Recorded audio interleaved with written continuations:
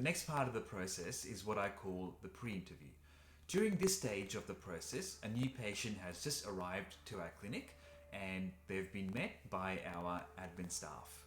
Our admin staff will make them feel welcome to the clinic, and during this process they will be given an intake form to fill out.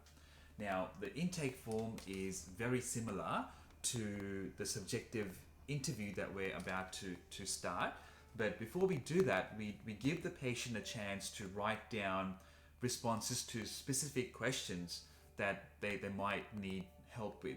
Now, the reason we've got this form is so patients can write down their thoughts and any detail they might want to share with their therapist.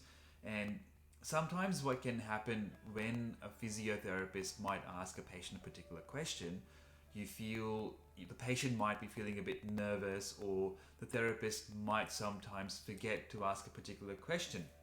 So a form like this really just helps both the physiotherapist and the patient write down as much detail as possible. Now, there's a body chart on the form as well that the patients can circle and mark particular areas which are concerning them, and this can again help the therapist create a link between certain problems the person might be happening. So once this process is done, the admin staff will then pass on this information to the therapist, and we can move on to the next stage, which is the interview phase.